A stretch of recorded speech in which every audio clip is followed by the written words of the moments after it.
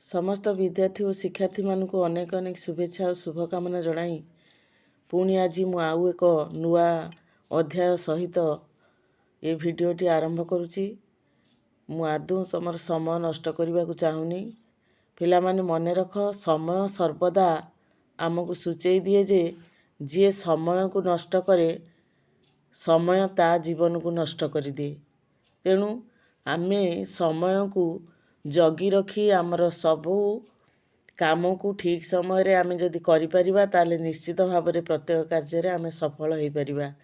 जदि तुमे आदर्श एंट्रांस देबा को चाह तेबे वर्ष आरंभ रु सबु बेले परिश्रम करि आस। वर्ष आरंभ रु जे परिश्रम करिवो ता पई पाठ एते सहज होई जिवो जे परीक्षा पूर्व आउ ताकू किछि टेंशन नेबा को पड़िबो नाही। ताले आजिर विषयटी होउची द लंगेस्ट स्टोरी। विषय ना होउची the longest story. Lung, langar, longest. Eighty langar superlative degree व्यवहार करा जाइछि, माने सबुठारो अधिक लंबा लंबा कहानी गोटिए।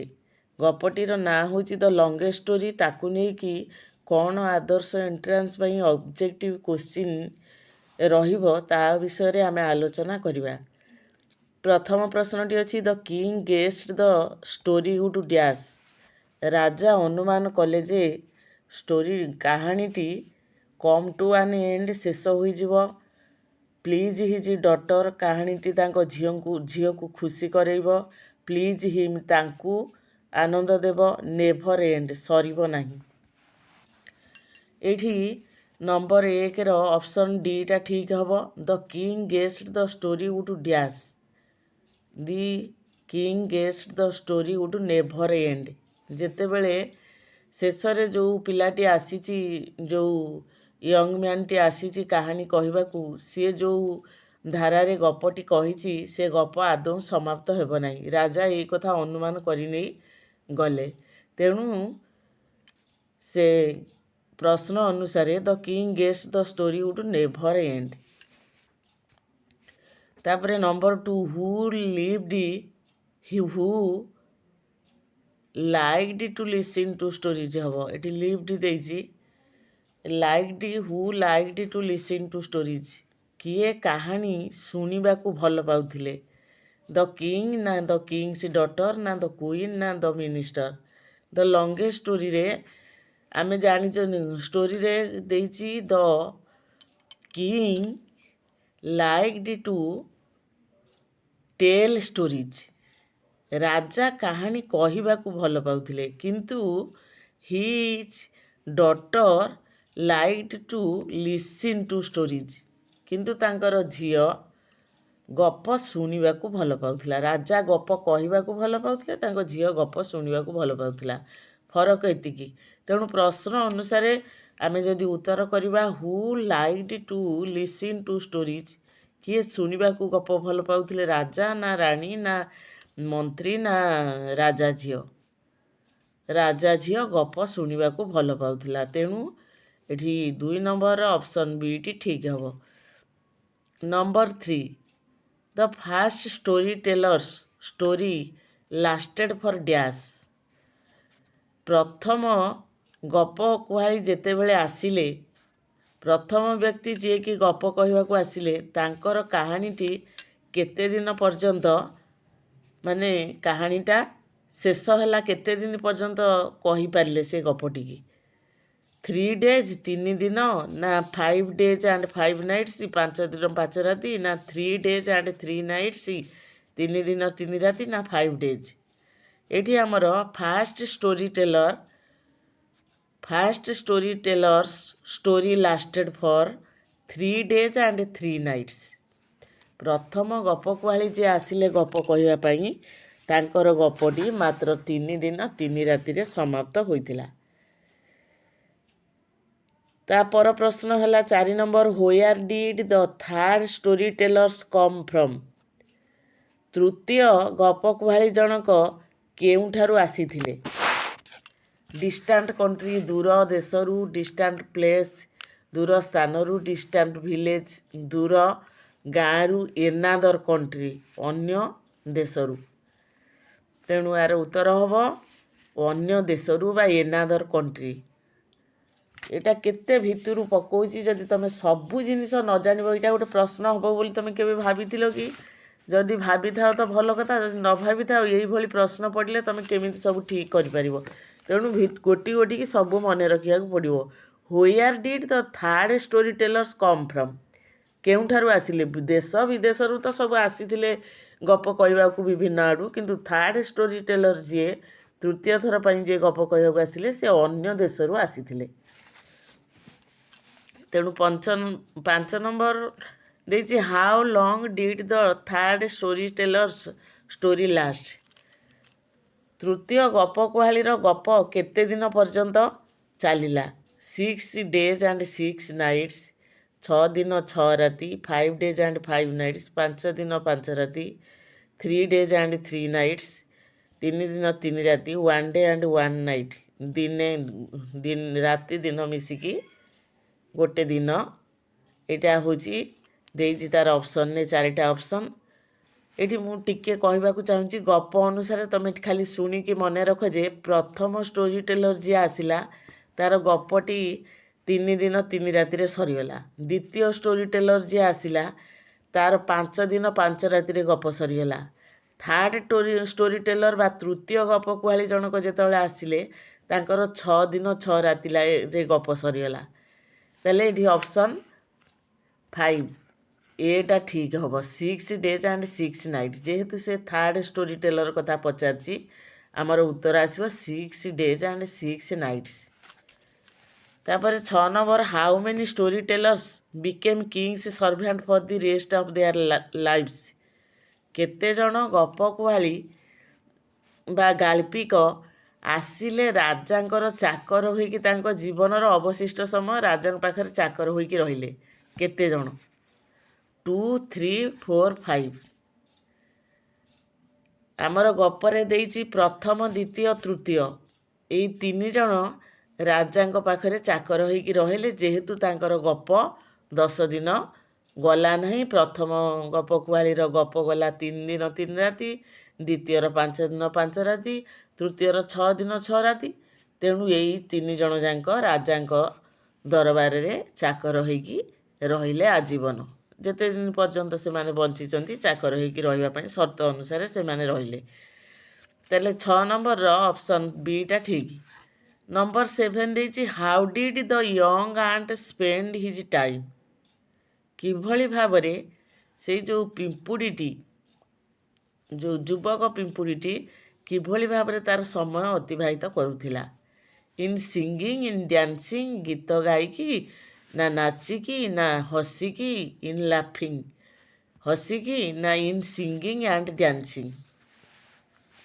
ନାଚିବା ଓ ଗାଇବା କାମ କରିକି ସେ ତାର ନାଚି ନାଚି ଗାଇ ଗାଇ ସେ ତାର ସମୟକୁ ଅତିବାହିତ କରୁଥିଲା। ନମ୍ବର 7ର ଅପସନ୍ ଡିଟା ହେବ ଠିକ୍। ନମ୍ବର 8 ଦେଇଛି how many storytellers failed to tell the longest story? ଏଇ ଯେଉଁ ଲମ୍ବା କାହାଣୀ କହିବା ପାଇଁ କେତେଜଣ ଷ୍ଟୋରି ଟେଲର ଫେଲ୍ ମାରିଲେ? ଏଇଟା ମୁଁ ବାରମ୍ବାର କହୁଛି, କେତେଜଣ ଷ୍ଟୋରି ଟେଲର ଆସିଲେ? 3 ଜଣ। 3, 2, 1, 4, 4ଟା ଅପସନ୍ ଦେଇଛି। ତେଣୁ ଆମେ ଜାଣିଲେ 3 ଜଣ ଷ୍ଟୋରି ଟେଲର ଆସିଥିଲେ ଯିଏକି ଫେଲ୍ ମାରିଲେ, ସେ ରାଜାଙ୍କ ପାଖରେ ଚାକର ହୋଇକି ରହିଲେ। ପ୍ରଶ୍ନ ଅନୁସାରେ how many storytellers fail to tell the longest story? ଏ ଲମ୍ବା କାହାଣୀ କହିବା ପାଇଁ 3 ଜଣ ଷ୍ଟୋରି ଟେଲର ଫେଲ୍ ମାରିଲେ। Number 9 the king's daughter grew of listening to stories from dash? ରାଜାଙ୍କର ଝିଅ ଗପ ଶୁଣି ଶୁଣି ବଢ଼ିବାକୁ ଲାଗିଲେ କାହାଠାରୁ? କିଏ ସେ ତାଙ୍କୁ ସବୁବେଳେ ଗପ କହୁଥିଲେ, ତେଣୁ ସେ ଛୋଟବେଳୁ ଗପ ଶୁଣି ଶୁଣି ବଡ଼ ହେଲେ? ହିଜ୍ ମଦର, ତାଙ୍କ ମା, ନା ହର ମଦର, ହର ଫାଦର, ହର ଅଙ୍କଲ୍ସ, ହର ଗ୍ରାଣ୍ଡ ଫାଦର୍ସ? ତେଣୁ ସେ କାହାଠାରୁ ଗପ ଶୁଣି ଶୁଣି ବଡ଼ ହେଲେ? ହର ଫାଦର, ତାଙ୍କ ବାପାଙ୍କ ଠାରୁ। ତାଙ୍କ ବାପା ଗପ କହିବାକୁ ଭଲ ପାଆନ୍ତି, ଏ ଗପ ଶୁଣିବାକୁ ଭଲ ପାଏ। ତେଣୁ ବାପାଙ୍କ ଠାରୁ ଗପ ଶୁଣି ଶୁଣିକା ସେ ଧୀରେ ଧୀରେ ବଡ଼ ହେବାକୁ ଲାଗିଲେ। 10 ନମ୍ବର ଦେଉଛି the second storytellers story lasted for dash?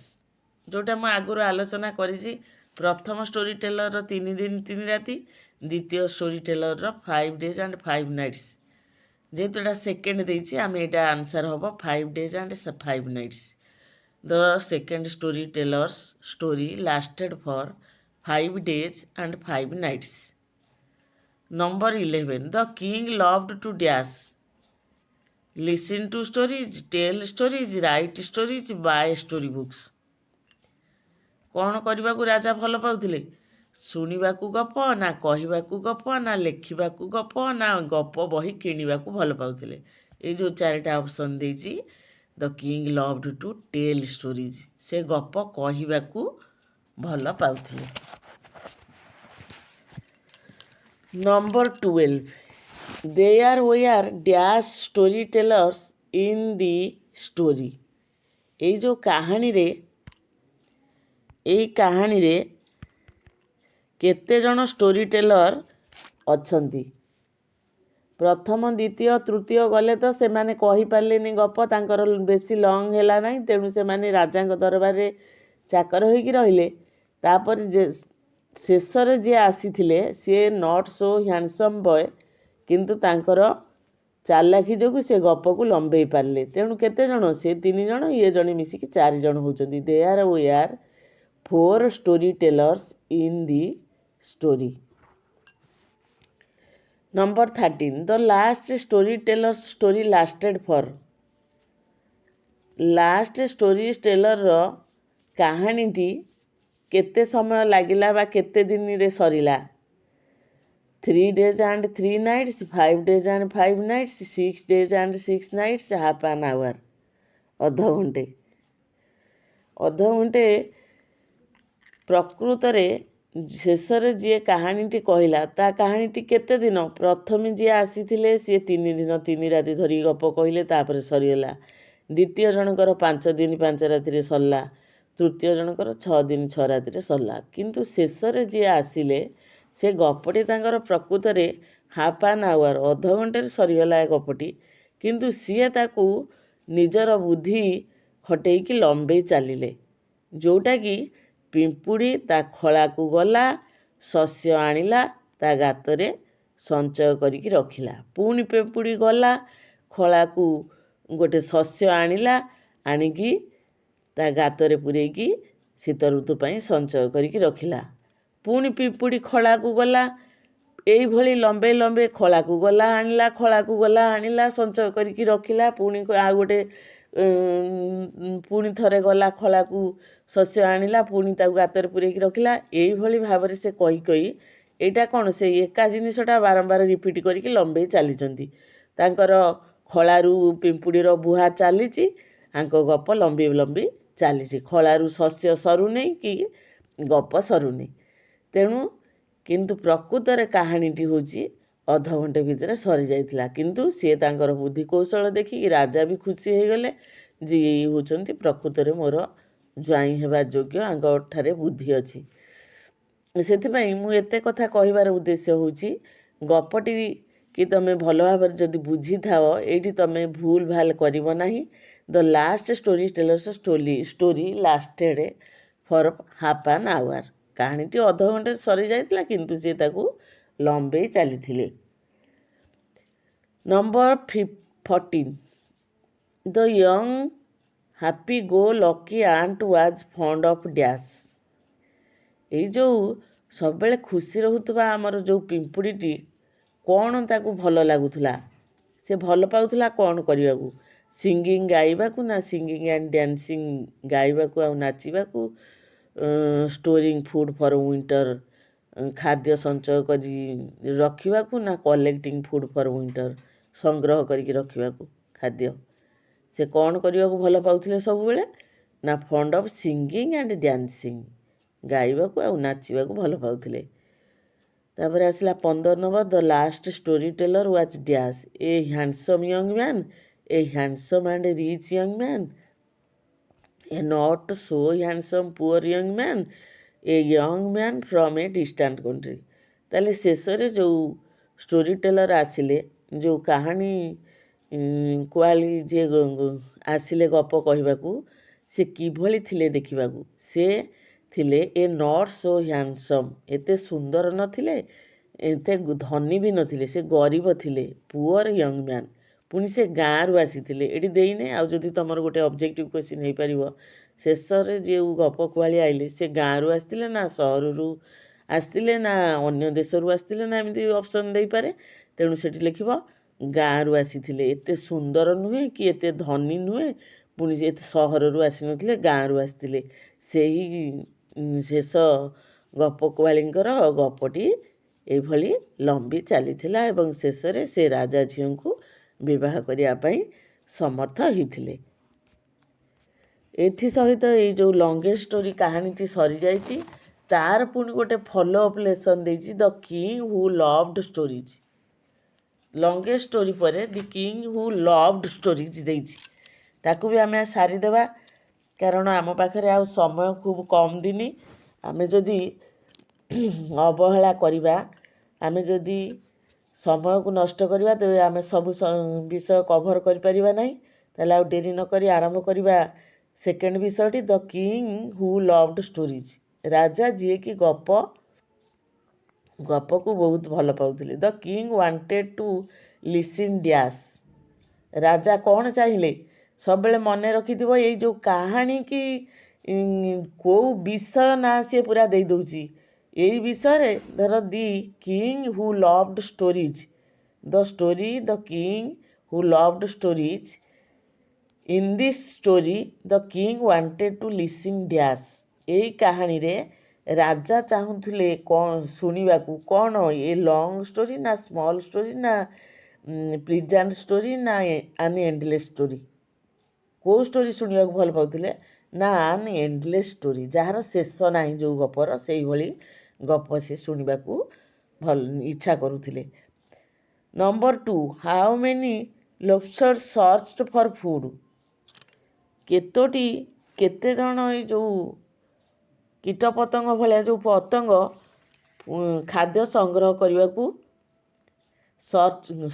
କରିବାକୁ ଆସିଥିଲେ। କେତେଜଣ? 100 ନା 100,000 ନା 1,000 ନା 200,000। এই ବିଷୟରେ ଅଛି 100,000 ଆନ୍ସର ଠିକ୍ ହେବ। ତାପରେ ଆସିଲା ଫାଇନାଲି କେମ୍ dash, A young man, A brave young man, A brave and handsome young man, a handsome young man. କିଏ ସେ ସବା ଶେଷରେ, ଏଇ ଗପରେ ସବା ଶେଷରେ ବା ଫାଇନାଲି କିଏ ଆସିଲେ? ନା a brave and handsome young man, ଜଣେ ସାହସୀ ଆଉ ସୁନ୍ଦର ଯୁବକ ଆସିଲେ ସବୁଠାରୁ ଶେଷରେ। ନମ୍ବର 4 ଦେଲା listening to stories became a dash. ଗପ ଶୁଣିବା, ଏଠିରେ ରାଜା ଯେଉଁ ଗପ ଶୁଣୁଥିଲେ, the listening to stories became a dash hobby with him, ଗୋଟେ ଅଭ୍ୟାସ ହେଇଯାଇଥିଲା, ନା ଡିଜିଜ୍ ୱିଥ୍ ହିମ୍, ଗୋଟେ ରୋଗ ହେଇଯାଇଥିଲା, ନା ପ୍ରାକ୍ଟିସ୍ ୱିଥ୍ ହିମ୍, ନା ଅଭ୍ୟାସ କରିବା ହେଇଯାଇଥିଲା। ଏ ପାର୍ଟ ଅଫ୍ ଟାଇମ୍ ୱିଥ୍ ହିମ୍, ମାନେ ତା ସହିତ ଟାଇମ୍ ପାସ୍ କରିକି ତାଙ୍କ ଜୀବନର ଗୋଟେ ପାର୍ଟ ହେଇଯାଇଥିଲା। ଏଥିରେ କ'ଣ? Listening to stories became a disease with him, ତାଙ୍କର ଗପ ଶୁଣିବାଟା ଯେମିତି ଗୋଟେ ରୋଗ ହେଇଯାଇଥିଲା। ଗପ ନ ଶୁଣିଲେ ତାକୁ ଆଦୌ ଭଲ ଲାଗୁନଥିଲା। ତେଣୁ ୟାର 4 ନମ୍ବରର ଅପସନ୍ ବିଟା ଠିକ୍ ହେବ। ନମ୍ବର 5 ଦେଇଛି what truth did the king realize at last. ସବା ଶେଷରେ ରାଜା କ'ଣ ସତ୍ୟକୁ ନିଜେ ଅନୁଭବ କଲେ? The story without ending is a good story, the story that ends is not a good story, if a story has no end it stops to be a story. ଏଇଠି ହେଉଛି ଠିକ୍ ଉତ୍ତର। ଯଦି ଗୋଟେ ଗପର ଶେଷ ନାହିଁ, it stop to be a story, new story, ଯଦି ଶେଷ ହେଲେ ସିନା ଆଉ ଗୋଟେ ନୂଆ ଗପ ଆରମ୍ଭ ହେବ। ତେଣୁ ରାଜା ଶେଷରେ ଏଇ ସତ୍ୟଟିକି ଅନୁଭବ ନିଜେ ରିଅଲାଇଜ୍ କରିଥିଲେ। Number 6, what did the king love to do. ରାଜା କ'ଣ କରିବାକୁ ଭଲ ପାଉଥିଲେ? ଟେଲ୍ ଷ୍ଟୋରିଜ୍, ଗପ କହିବାକୁ, ରିଡ୍ ଷ୍ଟୋରି ବୁକ୍ସ, ଗପ ବହି ପଢ଼ିବାକୁ, ଲିସନ୍ ଟୁ ଷ୍ଟୋରିଜ୍, ଗପ ଶୁଣିବାକୁ, ରାଇଟ୍ ଷ୍ଟୋରିଜ୍, ଗପ ଲେଖିବାକୁ। ଏଇ ଯେଉଁ ବିଷୟଟିରେ ରାଜା ଗପ ଶୁଣିବାକୁ ଭଲ ପାଉଥିଲେ।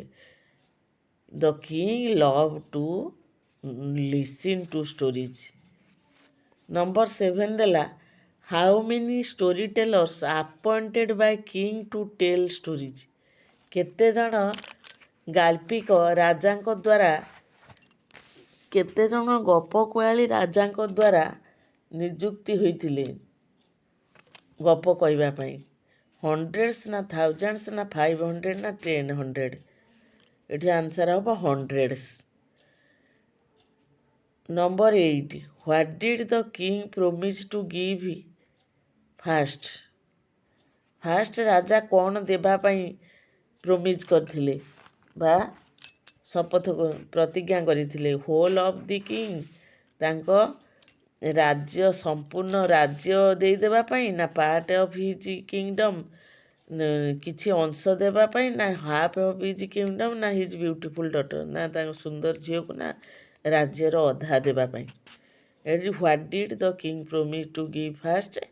ହାଫ୍ ଅଫ୍ ହିଜ୍ କିଙ୍ଗଡମ୍, ତାଙ୍କ ରାଜ୍ୟର ଅର୍ଦ୍ଧେକ ଦେବା ପାଇଁ ସେ ପ୍ରୋମିସ୍ କରିଥିଲେ। Number 9 what did the king promise to give next? ତାପରେ ସେ ପୁଣି କ'ଣ ଦେବା ପାଇଁ ସ୍ଥିର କରିଥିଲେ?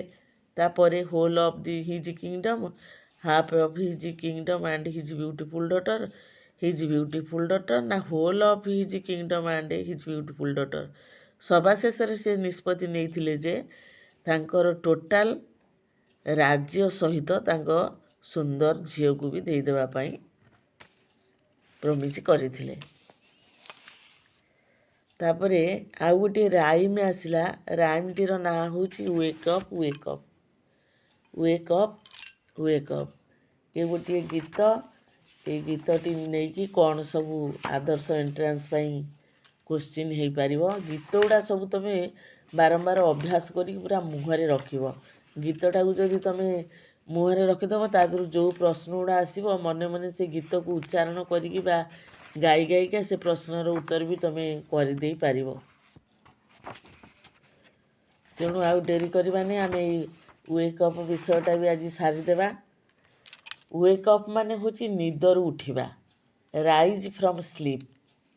ନିଦରୁ ଉଠିବାକୁ ଆମେ ୱେକ୍ ଅପ୍ ବୋଲି କହିବା। Who are singing in the poem? ପୋଏମ୍ଟି ଅଛି କ'ଣ ନା wake up it's a lovely day. ଗୀତଟାକୁ ତୁମେ ପଢ଼ିଦେବ, ବହିରୁ ଟିକେ ବାରମ୍ବାର ପଢ଼ୁଥିବ ସବୁବେଳେ। ବର୍ଷ ଆରମ୍ଭରୁ କହିଲି ପରିଶ୍ରମ କଲେ ତୁମକୁ କିଛି ବି କଷ୍ଟ ଲାଗିବନି entrance.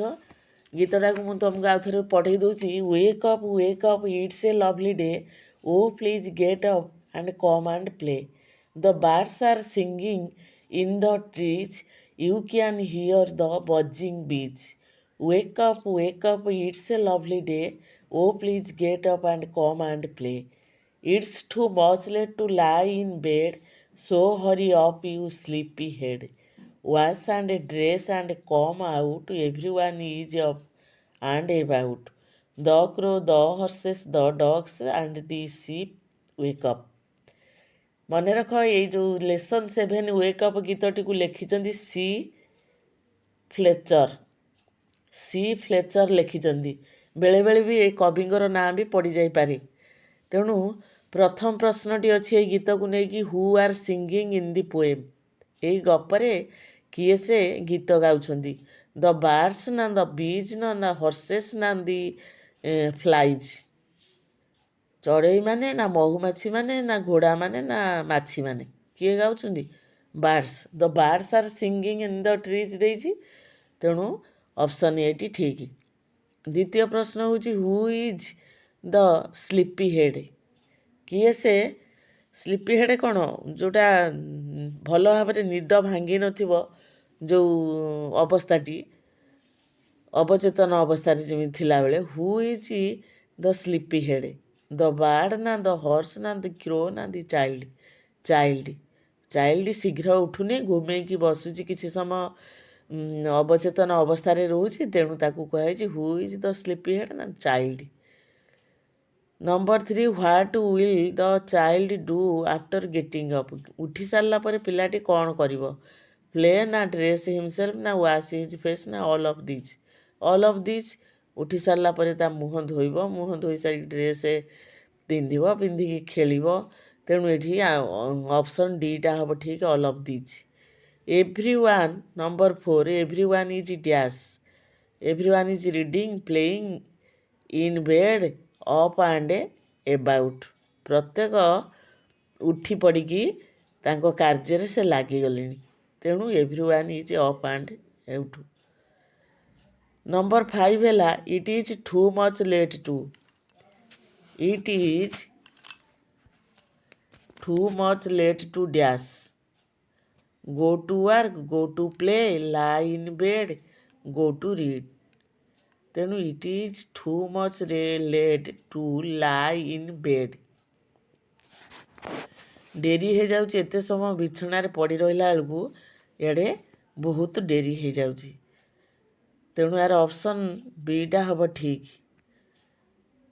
Number 6, who are buzzing in the poem wake up wake up. Wake up wake up ପୋଏମ୍ରେ କିଏ ସେ ଗୁଣୁଗୁଣୁ ହେଇକି ଗାଉଛନ୍ତି? କିଏ ସେ? ନା ବାର୍ଡ଼ସ୍, ନା ବିଜ୍, ନା ହର୍ସେସ୍, ନା ଫ୍ଲାଇଜ୍। ଏଠି ବିଜ୍ ଆର୍ ବଜିଂ ଆମେ ଗୀତରେ ପଢ଼ିଛନ୍ତି, ତେଣୁ the bees. Who are buzzing in the poem wake up wake up, the bees are buzzing in the poem. Number 7, the poet in the poem wake up seems to be. ଏଇ ଯେଉଁ କବିତାଟିରେ, wake up କବିତାଟିରେ ନିଜେ କବି କ'ଣ active, ନା busy, ନା sleepy, ନା lazy? Active ମାନେ କ'ଣ? କ୍ରିୟାଶୀଳ। ଆଉ ସ୍ଲିପି ଯିଏ ନିଦୁଆ, ବିଜି ଯିଏ ବ୍ୟସ୍ତ, ଲେଜି ଯିଏ ଅଳସୁଆ। ତାହେଲେ କ'ଣ ଏଠି ଆମର ପୋଏଟ୍ ବହୁତ ଆକ୍ଟିଭ୍। ସେ ଆକ୍ଟିଭ୍ ଥିବାରୁ ଅନ୍ୟମାନଙ୍କୁ ଉଠଉଛନ୍ତି, ୱେକ୍ ଅପ୍ ପିଲାଟିକି ଉଠଉଛନ୍ତି, ଉଠି ପଡ଼।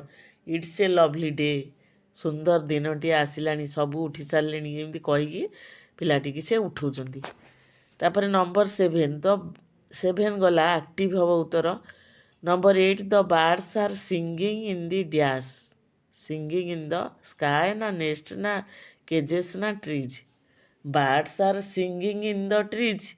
ଗୀତଟାକୁ ତୁମେ ପଦେ ଗାଇଦେଲ, ଉତ୍ତର ଆସିଗଲା ଆପେ ଆପେ। ବାର୍ଡ଼ସ୍ ଆର୍ ସିଙ୍ଗିଂ ଇନ୍ ଦ ଟ୍ରିଜ୍ ହେବ ଉତ୍ତର। ନମ୍ବର 8ର ଅପସନ୍ ସି ଠିକ୍। The poet talks about dash. କବି ଜଣକ କହନ୍ତି କାହା ବିଷୟରେ? ନା the horses and crows, crows and dogs, sheep and dogs, ହର୍ସେସ୍, dogs, କ୍ରୋଜ୍ and ସିପ୍। ଏଇ 4 ଜଣଙ୍କ କଥା କହିଛନ୍ତି। ତେଣୁ ଏଠି 9 ନମ୍ବରର ଅପସନ୍ ଡିଟି ହେବ ଠିକ୍। ନମ୍ବର 10 ପାଖକୁ ଆମେ ଆସିବା। ନମ୍ବର 10 ଦେଇଛି how many times the word wake up is repeated. Wake up ଶବ୍ଦଟି ଏଇ କବିତାରେ କେତେ ଥର ରିପିଟ୍ କରାହେଇଛି? Wake up, it's a lovely day, ଏଠି 2 ଥର ଗଲା। ପୁଣି ଆଉ ସେକେଣ୍ଡ ଷ୍ଟାଞ୍ଜାରେ ଦେଇଛି wake up it's a lovely day, ଆଉ ଥରେ ଦେଇଛି oh please get up and come and play. ତାପରେ ଲାଷ୍ଟରେ ଦେଇଛି ଥରେ, ଶେଷ ଧାଡ଼ିରେ and the sheep wake up.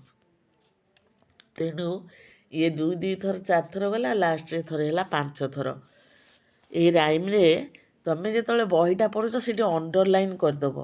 Underline କରିକି ରିମାର୍କ କରିଦେଲେ ତମେ ଆଖି ଆଗରେ ସେଇଟା ସବୁବେଳେ ଏ ଶିକ୍ଷଣଟା ହେଉଛି ଦୀର୍ଘସ୍ଥାୟୀ ହେଇକି ରହିବ। ଲଙ୍ଗ୍ ଲିଭ୍ ଶିକ୍ଷଣ ଇଏ ଲର୍ଣ୍ଣିଂ। ତେଣୁ how many times the word wake up is repeated. Wake up ୱାର୍ଡ଼ଟି କେତେ ଥର ରିପିଟ୍ କରାହେଇଛି? 5 ଟାଇମ୍ସ। ଅପସନ୍ ଡିଟା ଠିକ୍ 10 ନମ୍ବରର।